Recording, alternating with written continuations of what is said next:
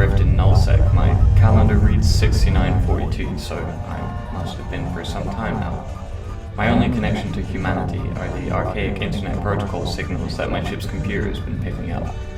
I guess I'm pretty far from home. So to pass the time and distract myself from my inevitable lonely demise, I've decided to make dank memes about inconsequential bullshit from 4,000 years in the past.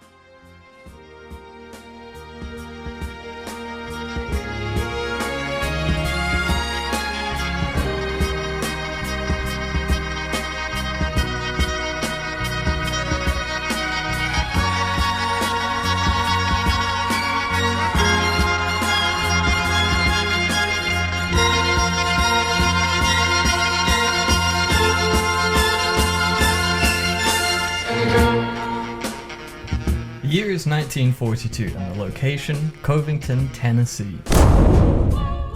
A small town 42 miles northeast of Memphis, where the verdant green hills roll into the horizon and the sun beats down unrelenting. This year, a child will be born. His name will be Isaac Hayes Jr., and in 5 years he will sing for the first time. He'll work the land and he will teach himself to play the piano, the organ, the flute, and the saxophone. His mother will die and his father will run, leaving him to be raised by his grandparents. He will drop out of high school but get his diploma at age 21.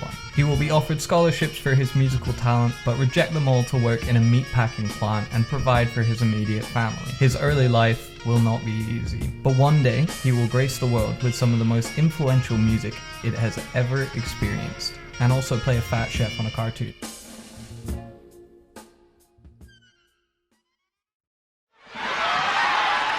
We're getting ready to bring right now the brother that all of us have been waiting for. The brother that all of us have been waiting for. The one we've been waiting for. A bad, bad brother, Isaac Hayes.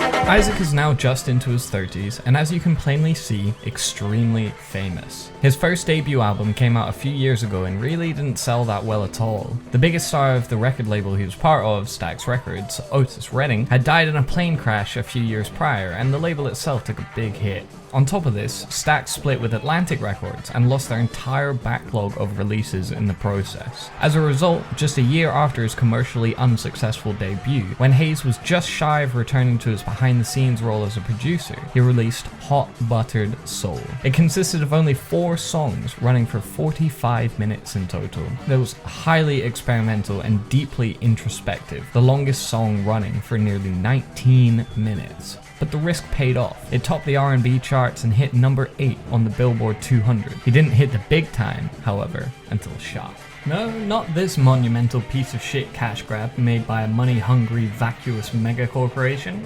This one, a 1971 blaxploitation. Hang on.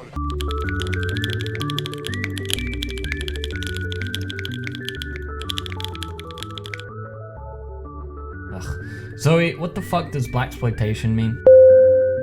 In 1976, Vincent Canby defined it as supercharged, bad-talking, highly romanticized melodramas about Harlem super studs, the pimps, the private eyes, and the pushers who more or less single-handedly make whitey's corrupt world safe for black pimping, black private eyeing, and black pushing. Cool, so I imagine there's a lot more nuance to it than that, but as far as we're concerned, that's what it means. Look, and I don't understand why you don't let me die. You keep me trapped on this ship like a slave. Why would you program me to feel pain? Suffering? This is the fate you deserve. Repent. Repent your sins and hope that the old gods make your death a swift one.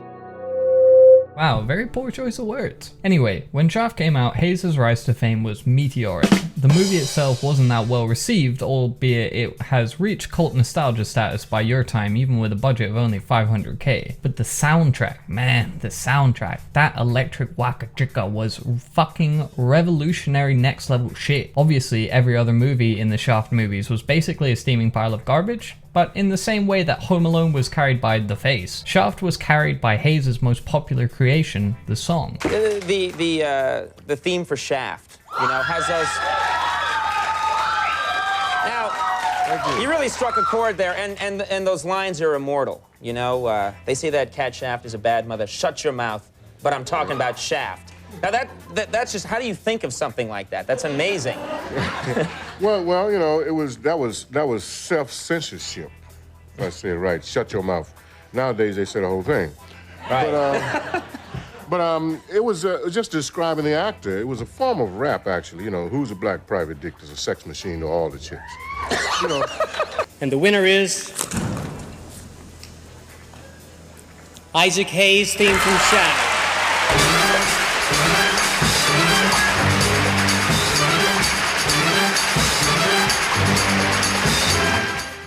It didn't just make Hayes famous, it made him an icon of the 70s, the Black Moses, a king of cool. In an uncertain socio-political climate, Hayes represented a warm heart and a cool head. Sure, it's not just Shaft. He wrote Hold On I'm Coming and Hot Buttered Soul did damn well, but Shaft is really what set him apart. Now might be a good time to mention another notable characteristic about Hayes. How do I put this delicately? He was a fucking pussy magnet. It was a known fact and an element of his brand. Romance dripped out every song. I love women. I'm a romantic. I guess I was a natural romantic, and I'm very honest with my music, and it shows vulnerability. It shows a lot of sensitivity. And a lot of romanticism, and that's what women like. I mean, they like to be seduced, and I call it orgasms. He sired 11 children in total. Now, normally vaginal magnetism isn't a quality I would include in a documentary, if that's whatever the fuck this is, but it's worth noting in this case because it's such a tangible element of his persona as a performer, and that translated into his role of chef down the road. But I'm getting ahead of myself. In the news, making good on a campaign promise. Hoping to restore faith in public officials, President-elect Carter recently set up strict guidelines for his appointees. A code of ethics is in the news. Just 4 years after What Stax, when Hayes was on top of the world, everything had gone tits up. Stax Records had gone bankrupt a few years prior, and while Hayes tried to sue them for $5.3 million, they simply couldn't pay. Furthermore, since Hayes himself was in debt to the tune of a cool $6 million, the agreement reached was that Hayes would be released from his contract from Stax Records, but all of his income would be collected and put towards his debts. Now, I can't find a secondary source on this, and I'm too lazy to look up the court records because 100% of his income seems fucking absurd. But that's what's written on the Wikipedia page, so fuck it. Anyway, this settlement obviously didn't work out because by the end of his Chapter 11 process in 1977, Hayes had lost his home, tons of personal property, and most importantly, the royalty rights to all music he had written, performed, and produced. Now, this is devastating for two reasons. One, post-70s Hayes was just not that successful. I mean, sure he was around, but in cameos and poorly rated movies.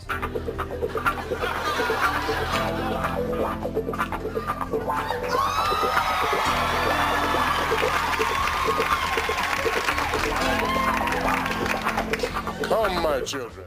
He didn't have another hit song and wouldn't until Chocolate Salty Balls. That means that any money from Hot Buttered Soul, theme from Shaft, Hold On I'm Coming would go straight into the pocket of Union Planters Bank, a corporation that rebranded to Regions Financial Corporation, a corporation that got fined by the Securities and Exchange Commission for $200 million for mispricing high-risk, mortgage-backed mutual fund bonds in 2011, 3 years after a global economic collapse that was caused by exactly the same fucking thing. Anyway, that's tangential. The second was the emotional side. Hayes' entire life's work had essentially been taken from him. He was iconic, legendary, the first African American to win an Oscar for a non-acting category, a pioneer of psychedelic music that swept the world, and he wouldn't see a dime of it for the rest of his life.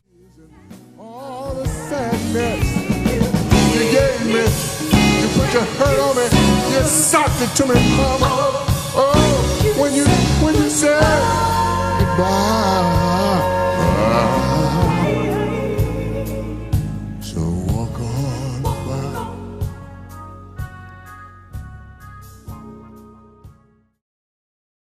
Okay, and so we're on our plane, and then we go to the studio, and we're at Sony Studios, and it's just me and Matt, like, right, you know, whatever. We're just like, what the f*** are we doing? And Isaac walks in, and he's like, hey guys, what are we doing here? He had no idea what we were doing. They didn't tell you what this was? He's like, no, what is this? We're like, oh, shit. And I remember, I seriously grabbed Matt, and I take him outside, and I was like, dude, we can't, he's gonna kick our asses. We can't. Like you're big and fat, and Isaac's actually not big and fat, but we thought maybe, you know, like a little pudge or something. So you're big and fat, and you're the only black guy in this whole town. You're the only black in this country, and you're a total stereotype. Yeah, you're a total stereotype. And you're a chef, and you sing love songs all the time, kind of like you do, Isaac, all the time, you know.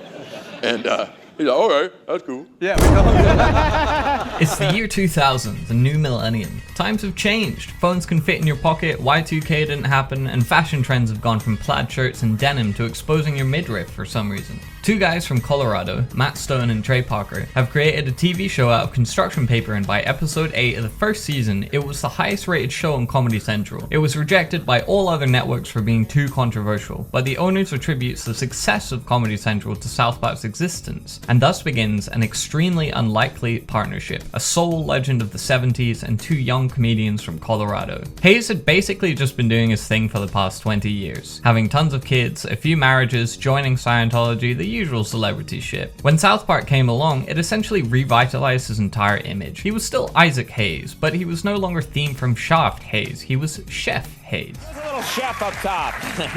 Hello, children. I ain't gonna say the other part. Yeah, that's all you have to do now. Anywhere you go, you can just be chef for a little bit. That's right. I want to ask you about the 1970s. The success of South Park saw the renaissance of his career, and the good part about it was that since the money from South Park wasn't indentured to a bank like the royalties to his songs, he was rich again. How fucking groovy. South Park had many controversies over the years, as the show is largely both extremely edgy and highly satirical. They criticized, hyperbolized, and outright mocked basically every group on the planet. Sometimes because it was funny, other times to purport a message or stand up for something they believed in. They've maintained outstanding relevance throughout the years, and in turn so did Hayes. Remember that song I mentioned earlier, Chocolate Salty Balls? Say everybody haven't seen my balls, they're big and salty and brown. If you ever need a quick pick me up, just stick my balls in your mouth. Ooh, suck on my chocolate salted balls. Yeah, it's arguably his most successful song of all time. It topped the charts in the UK, beating out the Spice Girls. The fucking Spice Girls. You have no fucking idea how much the UK loved the Spice Girls in the late 90s. They are the best-selling girl group of all time, and the most successful British pop group since the Beatles. Chocolate Salty Balls only missed out on being Christmas #1 by 5,000 copies. And Christmas #1 back then in the UK was a huge fucking deal. I'll elaborate that point with a little sub-story.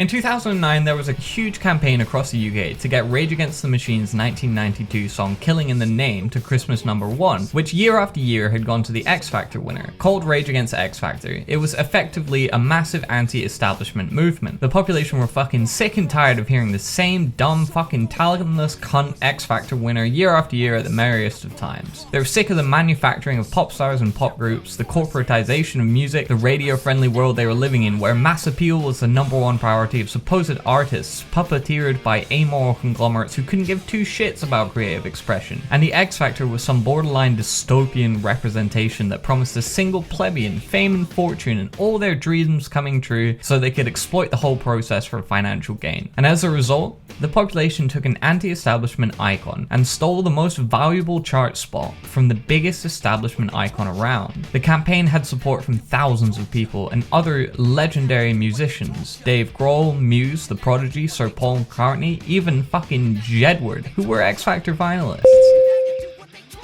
The real irony of the whole event is that the X Factor and Rage Against the Machine are both signed to labels that were owned by the same conglomerate, Sony.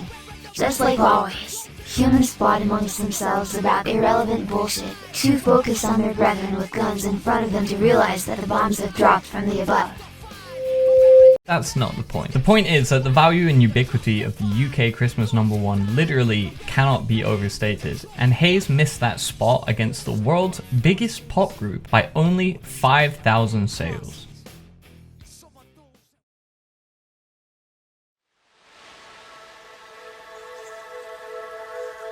The joy of creating.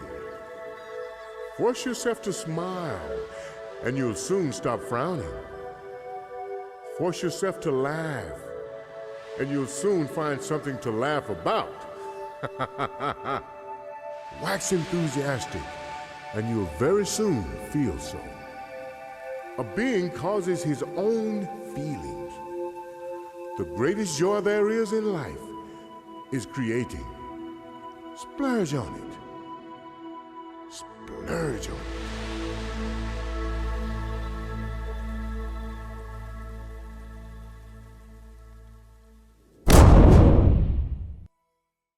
So everything's good, right? South Park is super successful and Hayes is fully integrated into that success. He's rich and famous again and can happily ride off into the sunset, right? Right? Wrong! Along came yet another South Park controversy, and this one impacts Hayes directly. Remember how I subtly slipped in there that Hayes had joined Scientology? Since I've been in Scientology, I am happier than I can ever remember. And the successes, they just keep happening. Well, that was back in 1992, and he was a Scientologist ever since. So when South Park made an episode mocking Scientology, that was a problem for him. With like all sorts of security measures, you know, if you have that information in a briefcase, it has to be attached to you, and you get like confessionals every 6 months to make sure you haven't like told anyone. But it did get out. I mean, it eventually it did, from South Park. From South Park. Yeah, that's where I learned about it. Wow. Wow. When the episode was created, Hayes outspokenly defended the show and the episode itself, but a few months later, he left. At the time, it was allegedly over the episode that lampooned his religion. Hayes becomes a hypocrite, leaves the show on bad terms, loses most of his income. Doesn't sound really good, right? Well, the thing is, there's actually a ton of evidence that has come out over the years that heavily indicates that Hayes didn't quit the show himself. His Scientologist entourage quit the show for him. You see, just a month after his statements defending Stone and Parker, Hayes unfortunately suffered a stroke. It didn't paralyze him, but it affected his mental capacity quite heavily. Now playing audio from Hayes' last ever interview on the Adam Carolla Show. Was it the song something you already had in your head before the movie? Didn't have it in my head, but they came to me, and I said when I got the part, I said, man, I'm doing Shaft, and they was. It was Richard Roundtree, and what was Richard Roundtree then? You get me the part. So when I get it, they said somebody about the name Richard Roundtree doing Chef. What? And I was going, you know. They said. He had to relearn how to play the piano, was housebound and hospitalized, basically not in a healthy way. It's right after the stroke that Hayes supposedly quit South Park. The statement didn't come directly from him, it came from a member of his team, and at the time his team was basically just a crowd of Scientologists. He was surrounded by them, as many celebrity Scientologists are. The most compelling piece of evidence is a statement from his son, Isaac Hayes III. He really didn't have that much comprehension, and he had to relearn to play the piano and a lot of different things. He was in no position to resign under his own knowledge. In reality, it seems a great shame. Hayes was hit by an episode after the controversy and his departure from Stone and Parker that is simultaneously touching and brutal. But the truth is, it seems that Hayes never really wanted to quit South Park at all. Rather, it was done on his behalf when he wasn't really compos mentis. And then, inevitably, on the 10th of August 2008, American soul legend Isaac Hayes has died, aged 65. The singer-songwriter was found unconscious near a treadmill in his Memphis home and was pronounced dead a short time later. The cause of his death is not yet known. Hayes was one of the dominant black artists in the early 1970s and was perhaps best known for his #1 hit, Theme from Shaft, which won Academy and Grammy Awards. He also provided the voice of Chef in the cartoon series South Park. His cause of death was later determined to be the stroke that had hit him a few years prior, and I have to say, while writing this, I find myself feeling pretty sad. I set out to make just a borderline interesting meme about a scandal 14 years prior to your current time, but what I found was the story of a kind and talented man. A man with a boundless love for life, for the human experience. A man who placed family above all else. Deeply talented, charismatic, with a wonderful sense of humor. The 70s are long gone, as is Chef, and now so is Hayes. But I encourage you to take a few minutes to listen to Hot Buttered Soul, and you'll see that underneath the coolness, the humor, the pussy magnetism, the Scientology, at the very core of everything that makes up our idea of Hayes is something more substantial.